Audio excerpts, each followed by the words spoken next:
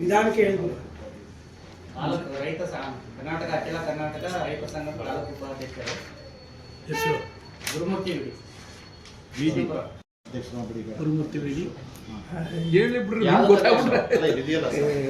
ಜಿಲ್ಲಾ ರೈತ ಸಂಘದ ಕಾರ್ಯದರ್ಶಿಗಳು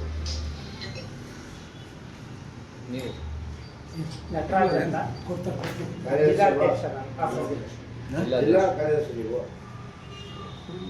ರಾಮಜಿ ಹೇಳಿ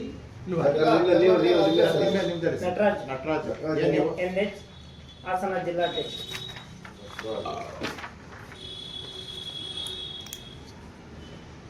ಭರತ್ ರಾಮಜಿ ಹೇಳಿ ಅಖಿಲ ಕರ್ನಾಟಕ ರಾಜ್ಯ ಅನಾಥ ರೈತರ ಸಂಘದ ರಾಜ್ಯ ಸಂಚಾಲಕ.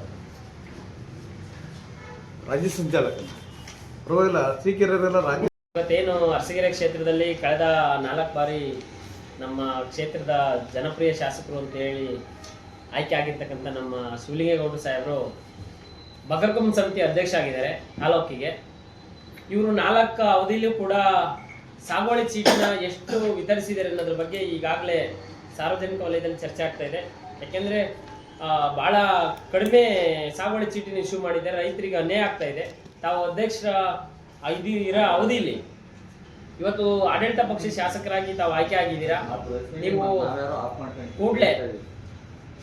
ಕೂಡಲೇ ಸಭೆ ಕರೆದು ಬಗರ್ಕುಂ ಸಮಿತಿ ಸಭೆ ಕರೆದು ಏನು ರೈತರಿಗೆ ಈ ಅರ್ಜಿ ವಜಾ ಆಗಿದ್ದಾವೆ ಇದಕ್ಕೆ ಸಂಬಂಧಪಟ್ಟಂತೆ ಅಧಿಕಾರಿಗಳನ್ನ ತಾವು ಕೂರಿಸ್ಕೊಂಡು ಚರ್ಚಿಸಿ ಅರ್ಹ ರೈತ ಫಲಾನುಭವಿಗಳಿಗೆ ಮಂಜೂರಾತಿ ಕೊಡಬೇಕು, ಬಗರ್ಕುಂ ಸಮಿತಿಯಲ್ಲಿ ಸಾಗುವಳಿ ಚೀಟಿನ ಇಶ್ಯೂ ಮಾಡ್ಬೇಕಂತೇಳಿ ಒಂದಿದೆ. ಅದಾದ ನಂತರದಲ್ಲಿ ನೀವು ಹಂಗಾಮಿ ಸಾಗುವಳಿ ಕಳೆದ 30-40 ವರ್ಷದಿಂದ ಕೆಲವರು ಹಂಗಾಮಿ ಸಾಗುವಳಿ ಚೀಟಿನ ತಗೊಂಡಿದ್ದಾರೆ. ಆ ರೈತರುಗಳಿಗೆ ಕಾಯಮ್ಮನ್ನ ನೀವು ಮಾಡೋಕ್ಕಾಗಿಲ್ಲ, ಯಾವ ಉದ್ದೇಶಕ್ಕೆ ಆಗ್ತಾ ಇಲ್ಲ ಅನ್ನೋದ್ರ ಬಗ್ಗೆ ತಾವು ಸ್ಪಷ್ಟೀಕರಣ ಕೊಡಬೇಕು. ಯಾಕೆಂದ್ರೆ ಹಾಸನ ಜಿಲ್ಲಾ ಉಸ್ತುವಾರಿ ಸಚಿವರು ಕಂದಾಯ ಸಚಿವರು ಇರೋ ಕಾರಣ ತಾವು ಈ ಕೆಲಸನ ಮಾಡಿಸ್ಲಿಕ್ಕೆ ಬಹಳ ಅವಶ್ಯಕತೆ ಇದೆ. ಇಂಥ ಸಂದರ್ಭದಲ್ಲಿ ಅರಸೀಕೆರೆಯಲ್ಲಿ ಇವತ್ತು ರೈತರು ಸರ್ಕಾರಿ ಕಚೇರಿಗೆ ತಾಲೂಕು ಕಚೇರಿಗೆ ಅಲ್ದಾಟ ಮಾಡ್ತಾ ಇದ್ದಾರೆ. ಹಂಗಾಮಿ ಸಾಗುವಳಿ ಚೀಟಿ ತಗೊಂಡು ನಮಗೆ ಕಾಯಂ ಸಾಗುವಳಿ ಚೀಟಿ ಕೊಟ್ಟಿಲ್ಲ, TD ಕಳಿಸ್ಕೊಂಡು ಕೊಟ್ಟಿದ್ದಾರೆ, ಈ ತರ ಸಾಗುವಳಿ ಹಕ್ಕು ಚೀಟಿನ ನಮಗೆ ಕಾಯಂ ಬೇಕು ಅಂತೇಳಿ ರೈತರು ಇವತ್ತು ಸರ್ಕಾರ ಮರೆ ಹೋಗ್ತಾ ಇದ್ದಾರೆ. ಆದರೆ ಅಧಿಕಾರಿಗಳು ಇದ್ರ ಬಗ್ಗೆ ಕಿಂಚಿತ್ತೂ ಗಮನ ಹರಿಸ್ತಿಲ್ಲ. ನಮ್ಮ ತಾಲೂಕು ಆಡಳಿತ ಕೂಡಲೇ ಸಂಬಂಧಪಟ್ಟ ತಾಲೂಕು ತಹಶೀಲ್ದಾರರು ಮತ್ತು ಕ್ಷೇತ್ರ ಶಾಸಕರು ಇದ್ರ ಬಗ್ಗೆ ಸಚಿವರ ಗಮನಕ್ಕೆ ತರ್ತಿರೋ ಇಲ್ಲ ತಾವು ಕೂತು ಡಿಸೈಡ್ ಮಾಡ್ತಿರೋ ಕಾಯಂ ಸಾಗುವಳಿ ಚೀಟಿನ ಕೊಡಿಸ್ಬೇಕು ಅಂತೇಳಿ ನಾವು ಆಗ್ರಹಿಸ್ತಾ ಇದ್ದೀವಿ. ಅದಾದ್ಮೇಲೆ ನಮೂನೆ 57ನಲ್ಲಿ ಕಳೆದ 2019ರಲ್ಲಿ ಅರ್ಜಿನ ಸಲ್ಲಿಸಿದ್ದಾರೆ ರೈತರು. ಸುಮಾರು ರಾಜ್ಯಾದ್ಯಂತ 19 ಲಕ್ಷ ಅರ್ಜಿ ಸಲ್ಲಿಸಿದ್ದಾರೆ. ಆ ಅರ್ಜಿಗಳನ್ನೆಲ್ಲ ಏಕಕಾಲದಲ್ಲಿ ಎಲ್ಲ ಜಿಲ್ಲಾಧಿಕಾರಿಗಳ ಆದೇಶದ ಮೇರೆಗೆ ಸರ್ಕಾರದ ಸೂಚನೆ ಮೇರೆಗೆ ನಾವು ವಜಾಗೊಳಿಸಿದೀವಿ ಅಂತೇಳಿ ಈಗಾಗಲೇ ಸರ್ಕಾರ ಹೇಳ್ತಾ ಇದೆ. ಆದರೆ ಸಚಿವರು ಸದನದಲ್ಲಿ ಉತ್ತರ ಕೊಡುವಾಗ ಅಂಥ ಅರ್ಜಿಗಳು ಯಾರಾದರೂ ರೈತರಿಗೆ ಅರ್ಹ ಫಲಾನುಭವಿಗಳದ್ದು ವಜಾ ಆಗಿದ್ರೆ ನನ್ನ ಗಮನಕ್ಕೆ ತನ್ನಿ, ನಾನು ಅದನ್ನ ಸರಿಪಡಿಸ್ಕೊಡ್ತೀನಿ ಅಂತೇಳಿ ಹಿಂದೆ ಸದನದಲ್ಲಿ ಕೂಡ ಅವರು ಉತ್ತರ ಕೊಟ್ಟಿದ್ರು ವಿಪಕ್ಷದ ಸದಸ್ಯರುಗಳಿಗೆ.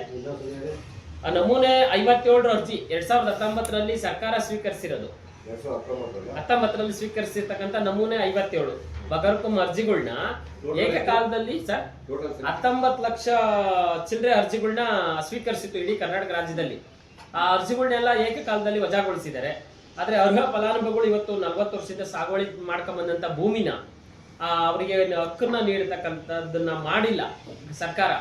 ಆದ್ರೆ ನಾವು ರೈತ ಭೂ ಗ್ಯಾರಂಟಿ ಕೊಟ್ಟಿದ್ದೀವಿ ಅಂತೇಳಿ ನಮ್ಮ ಮಾನ್ಯ ಜಿಲ್ಲಾ ಉಸ್ತುವಾರಿ ಸಚಿವರು ಚಿಕ್ಕಬಳ್ಳಾಪುರ ದುಡ್ಡು ಕಟ್ಸ್ಕೊಂಡಿದ್ರು. ಇವತ್ತು ಕೋಟ್ಯಾಂತರ ರೂಪಾಯಿ ದುಡ್ಡು ಸರ್ಕಾರಕ್ಕೆ ಉಳಿತಾಯ ಆಗಿದೆ ರೈತರದ್ದು. ಹ್ಞೂ ಸರ್, ದುಡ್ಡು ಸಹ ಕಟ್ಟಿದ್ದಾರೆ. ಆನ್ಲೈನ್ ಅಲ್ಲಿ ಅರ್ಜಿ ಹಾಕಿದ್ರು, ಎಲ್ಲರೂ ಕೂಡ ತಾಲೂಕ್ ತಹಶೀಲ್ದಾರಲ್ಲಿ ನೋಂದಣಿ ಆಗಿದೆ ಅರ್ಜಿ. ಆದ್ರೆ ದುಡ್ಡನ್ನು ಕೂಡ ಪಾವತಿ ಮಾಡಿದ್ದಾರೆ ರೈತರುಗಳು. ಇವತ್ತು ಸರ್ಕಾರಕ್ಕೆ ಆದಾಯ ಬಂದ್ರು ಕೂಡ ಸರ್ಕಾರ ರೈತರ ಬಗ್ಗೆ ಕಾಳಜಿ ವಹಿಸಿಲ್ಲ. ಆದ್ರೆ ಇತ್ತೀಚಿನ ದಿನಗಳಲ್ಲಿ ನಾವು ಭೂ ಗ್ಯಾರಂಟಿ ಕೊಡ್ತೀವಿ ಅಂತ ಹೇಳಿ ಹಾವೇರಿಲಿ ಕಾರ್ಯಕ್ರಮ ಮಾಡಿದ್ರು ಜಿಲ್ಲಾ ಉಸ್ತುವಾರಿ ಸಚಿವರು. ಸರ್ಕಾರದ ಸಮರ್ಥನಾ ಕಾರ್ಯಕ್ರಮ ಹಕ್ಕುಪತ್ರ ವಿತರಿಸ್ತೀವಿ ಅಂತೇಳಿ ನೀವು ಮಾಡಿರ್ತಕ್ಕಂಥದ್ದು ಶ್ಲಾಘನೀಯ ಕಾರ್ಯಕ್ರಮ ಇದೆ.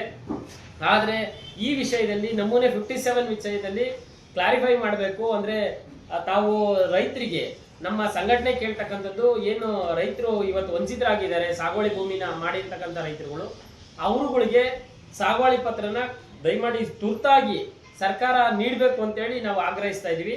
ಅದಾದ್ಮೇಲೆ ಅರಸೀಕೆರೆ ತಾಲೂಕಿನಾದ್ಯಂತ ಈಗ ಅರಣ್ಯ ಇಲಾಖೆಯವರು ಒಂದು ಮೆಮೊರಂಡಮ್ ಕೊಟ್ಟಿದ್ದಾರೆ. ಆ ಸರ್ಕಾರಿ ಭೂಮಿಗಳು, ಹುಲ್ಗಾವಲುಗಳು, ಗೋಮಾಳಗಳನ್ನ ಮತ್ತೆ ಕಾವಲು ಭೂಮಿಗಳನ್ನ ಶೇಂದಿವನಗಳನ್ನ ನಮ್ಗೆ ಖಾತೆ ಮಾಡ್ಕೊಡಿ ಅಂತೇಳಿ. ಆದ್ರೆ ಈ ಭೂಮಿಗಳು ದನ ಕರುಗಳಿಗೆ ಇಲ್ಲಿ ಪಶುವಾರು ಸಂಖ್ಯೆಗೆ ಅನುಗುಣವಾಗಿ ನೀವು ರಿಸರ್ವ್ ಮಾಡಿಡ್ಬೇಕು ಹುಲ್ಗಾವಲುಗಳಿಗೆ ಭೂಮಿ ದನ ಕರುಗಳಿಗೆ ಮೇಯ್ಲಿಕ್ಕೆ. ಆದ್ರೆ ಈ ಭೂಮಿಗಳನ್ನೆಲ್ಲ ನೀವು ಅರಣ್ಯ ಇಲಾಖೆಗೆ ವರ್ಗಾಯಿಸಿದೆ ಆದ್ರೆ ನಾವು ಈ ಪ್ರತಿಭಟನೆನ ನಾವು ತಾಲೂಕು ಕಚೇರಿ ಮುಂಭಾಗದಲ್ಲಿ ಅಹೋರಾತ್ರಿ ಧರಣಿ ನಡೆಸಬೇಕು ಅಂತೇಳಿ ತೀರ್ಮಾನಿಸಿದ್ವಿ. ಕೂಡಲೇ ಶಾಸಕರಾಗ್ಲಿ ಸಂಬಂಧಪಟ್ಟ ತಹಶೀಲ್ದಾರರು ಈ ವಿಷಯನ ಖುದ್ದಾಗಿ ರೈತ ಸಂಘಟನೆಗಳನ್ನ ಕರೆದು ಪರಿಶೀಲಿಸಿ ಆ ವಿಷಯನ ಚರ್ಚಿಸಿ ನಂತರ ಇದು ನಿರ್ಧರಿಸಬೇಕು. ಯಾವುದೇ ಕಾರಣಕ್ಕೂ ತುರ್ತಾಗಿ ಅರಣ್ಯ ಇಲಾಖೆಗೆ ಯಾವುದೇ ಭೂಮಿಗಳನ್ನ ವಹಿಸ್ಕೊಡ್ಬಾರ್ದು. ಏನ್ ಸರ್ಕಾರಿ ಭೂಮಿಗಳಿದಾವೆ ಅದು ಯಾವ್ದು ಕೂಡ ವಹಿಸ್ಕೊಡ್ಬಾರ್ದು ಅಂತೇಳಿ ಈ ಸಂದರ್ಭದಲ್ಲಿ ಆಗ್ರಹಿಸ್ತಾ ಇದೀವಿ. ಹಾಗೇನಾದ್ರು ನಡೆದಿತ್ತೆ ಆದ್ರೆ ಯಾವ್ದಾದ್ರು ಒತ್ತಡಕ್ಕೆ ಮಣಿದು ನೀವು ಇಲಾಖೆಯಿಂದ ಟ್ರಾನ್ಸ್ಫರ್ ಮಾಡಿದ್ದೆ ಆದ್ರೆ ಅರಣ್ಯ ಇಲಾಖೆಗೆ ಜಮೀನುಗಳನ್ನ ನಾವು ಉಗ್ರವಾದ ಪ್ರತಿಭಟನೆಯನ್ನ ಮಾಡ್ತೀವಿ ಅಂತೇಳಿ ಈ ಸಂದರ್ಭದಲ್ಲಿ ಎಚ್ಚರಿಕೆ ಕೊಡ್ತಾ ಇದೀವಿ. ಅದಾದ್ಮೇಲೆ JJM ಕುಡಿಯ ನೀರಿನ ವಿಚಾರದಲ್ಲಿ ಅರಸೀಕೆರೆ ತಾಲೂಕಲ್ಲಿ ಇಲ್ಲಿವರೆಗೂ ನಡೆದಂತ ಕಾಮಗಾರಿಗಳನ್ನ ಸಮರ್ಪಕವಾಗಿ ನಡೆದಿಲ್ಲ ಅಂತೇಳಿ ಸಾಕಷ್ಟು ದೂರುಗಳು ಈಗಾಗಲೇ ಜಿಲ್ಲಾ ಪಂಚಾಯತಿ ಹಂತದಲ್ಲಿ ಮತ್ತೆ ಗ್ರಾಮ ಪಂಚಾಯತಿ ಹಂತದಲ್ಲಿ ಇದಾವೆ. ದುರಸ್ತಿ ಏನ್ ಕಾರ್ಯಕ್ರಮ ಇದೆ, ಈ ಕಾರ್ಯಕ್ರಮ ಸುಮಾರು ಯಾವುದೇ ಸರ್ಕಾರಗಳು ಬಂದ್ರೂ ಕೂಡ ಇಲ್ಲಿವರೆಗೂ ರೈತರ ಬಗ್ಗೆ ಕಾಳಜಿ ವಹಿಸಿರ್ಲಿಲ್ಲ. ಆದ್ರೆ ಮಾನ್ಯ ಸಚಿವರು ಇದಾರಲ್ಲ ಅವರ ಕಾರ್ಯಕ್ಕೆ ನಾವು ಕೂಡ ಅವರ ಕಾರ್ಯಕ್ಷಮತೆಗೆ ನಾವು ಕೂಡ ಶ್ಲಾಘಿಸ್ತೀವಿ. ಸಂಘಟನೆಯವರು ರೈತ ಪರ ಕಾಳಜಿ ಇದೆ ಸರ್ಕಾರಕ್ಕೆ ಅಂತ ಹೇಳಿ ನಾವು ಅನ್ಕೊಂಡಿದೀವಿ. ಆದ್ರೆ ಏನು ಕೋಡಿ ದುರಸ್ತಿ ಕಾರ್ಯಕ್ರಮ ನಮೂನೆ 1 to 5, 6 to 10 ಆಗ್ತಾ ಇದೆ. ತಿದ್ದುಪಡಿ ಕಾರ್ಯಕ್ರಮಗಳು ಪಾಣಿನ ರೈತನಿಗೆ ಸರ್ಕಾರಿ ಸವಲತ್ತುಗಳು ಪಡೀಲಿಕ್ಕೆ ಏನ್ ತಾಂತ್ರಿಕ ಸಮಸ್ಯೆಗಳು ಕಾರಣ ಆಗಿತ್ತು ಅದನ್ನ ಇವತ್ತು ಸರ್ವೆ ಮಾಡೋದ್ರ ಮುಖಾಂತರ ಸಿಂಗಲ್ ಪಾಣಿ ಮಾಡಿ ರೈತನಿಗೆ ಅನುಕೂಲ ಮಾಡ್ಕೊಡ್ಲಿಕ್ಕೆ ಇವತ್ತೇನು ಕಾರ್ಯ ನಡೆಸ್ತಾ ಇದ್ದಾರೆ, ಅವಿರತ ಶ್ರಮ ವಹಿಸಿದ್ದಾರೆ. ಆದ್ರೆ ಅರಸೀಕೆರೆ ತಾಲೂಕು ಕಚೇರಿಲಿ ಸರ್ವೆ ಸೆಕ್ಷನ್ಗೆ ಸಂಬಂಧಪಟ್ಟಂತೆ ಸರ್ವೆ ಭೂ ಅಳತೆ ಮಾಪಕ ಇಲಾಖೆಗೆ ಸಂಬಂಧಪಟ್ಟಂತೆ ಭ್ರಷ್ಟಾಚಾರದ ಆರೋಪ ಬಂದಿದೆ. ದಯಮಾಡಿ ಅದನ್ನ ಕೂಡಲೇ ತಹಶೀಲ್ದಾರರು ಮತ್ತೆ ಸಹಾಯಕ ಭೂ ನಿರ್ದೇಶಕರು ಕಡಿವಾಣ ಹಾಕ್ಬೇಕು. ಇಲ್ಲಿ ರೈತರು ಬಡವರು ಇದ್ದಾರೆ, ಸುಮಾರು ಸಾಕಷ್ಟು ದುಡ್ಡುಗಳನ್ನ ಕಳೆದಿದ್ದಾರೆ ರೈತರು ಓಡಾಟ ಮಾಡಿ ಕಚೇರಿಗಳಿಗೆ. ತಾವು ದುಡ್ಡನ್ನ ಯಾರ್ಯಾರು ಸಂಬಂಧಪಟ್ಟ ಅಳತೆ ಮಾಪಕರು ಪಡಿತಾ ಇದ್ದಾರೆ ಅದನ್ನ ನಮ್ಮ ಗಮನಕ್ಕೂ ತರ್ತೀವಿ. ಕೂಡಲೇ ಅದನ್ನ ನಿಲ್ಲಿಸಬೇಕು. ನಿಮ್ಮ ಇಲಾಖೆ ಸಭೆ ಕರೆದು ಅಧಿಕಾರಿಗಳಿಗೆ ಅಳತೆ ಮಾಪಕರುಗಳಿಗೆ ಸೂಚನೆ ನೀಡೋದ್ರ ಮುಖಾಂತರ ಭ್ರಷ್ಟಾಚಾರಕ್ಕೆ ಕಡಿವಾಣ ಹಾಕಬೇಕು. ಅದಾದ ನಂತರದಲ್ಲಿ ರಾಗಿ ಚೀಲವನ್ನು ಏನ್ ರಾಗಿ ಖರೀದಿ ಮಾಡ್ತಿದ್ದಾರೆ MSP ದರದಲ್ಲಿ ಕೇಂದ್ರ ಸರ್ಕಾರದ ಯೋಜನೆ ಅಡಿಯಲ್ಲಿ ರಾಗಿ ಖರೀದಿ ಬೆಂಬಲ ಬೆಲೆಯಲ್ಲಿ ಏನ್ ಖರೀದಿ ಮಾಡ್ತಾ ಇದ್ದಾರೆ ಆ ರಾಗಿ ಖರೀದಿ ವಿಷಯದಲ್ಲಿ ಏನ್ ಈಗಾಗಲೇ ನಮ್ಮ ಕ್ಷೇತ್ರ ಶಾಸಕರು ಜರಡಿ ಮಾಡ್ದಂಗೆ ನೀವು ರಾಗಿನ ಖರೀದಿ ಮಾಡಿ ಅಂತೇಳಿ ಸಾರ್ವಜನಿಕವಾಗಿ ಅವ್ರು ಹೇಳಿಕೆ ಕೊಟ್ಟಿದ್ದಾರೆ.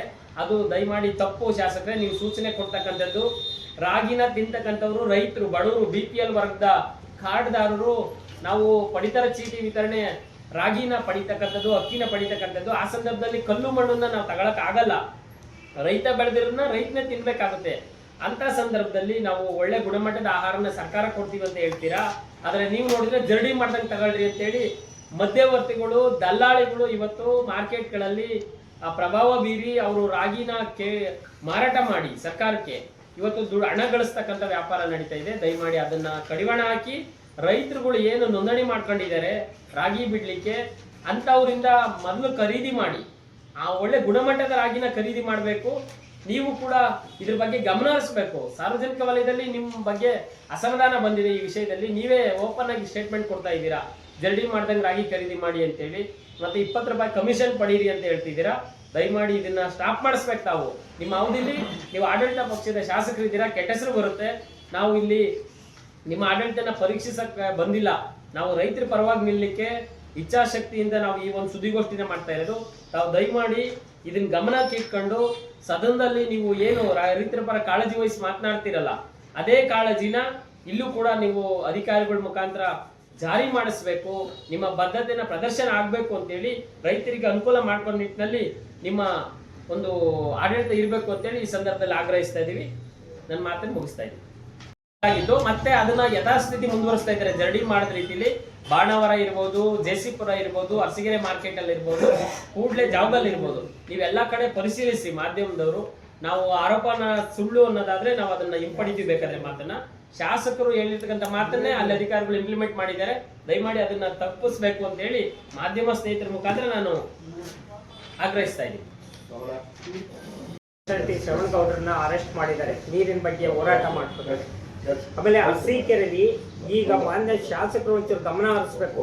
ಒಬ್ಬ ರೈತರು ಒಂದು ಟ್ರಾನ್ಸ್ಫಾರಂ ಹಾಕಿಸ್ಬೇಕು ಅಂತಂದ್ರೆ ಸುಮಾರು 2.5 ಇಂದ 3 ಲಕ್ಷ ರೂಪಾಯಿ ಖರ್ಚು ಮಾಡಬೇಕಾಗಿದೆ. ಇವಾಗ ಒಂದು ಟ್ರಾನ್ಸ್ಫಾರಂ ಸುಟ್ಟೋದ್ರೆ ಸುಮಾರು 35 ರಿಂದ 40 ಸಾವಿರ ರೂಪಾಯಿಗಳ ದುಡ್ಡುಗಳನ್ನ ತಗೊಂತಾ ಇದ್ದಾರೆ. ಅದನ್ನ ಮಾನ್ಯ ಶಾಸಕರು ಒಂಚೂರು ಗಮನ ಹರಿಸಿ ರೈತರಿಗೆ ಅನುಕೂಲ ಮಾಡಿಕೊಡ್ಬೇಕು ಅಂತ ಕೇಳ್ತಾ ಇದ್ವಿ.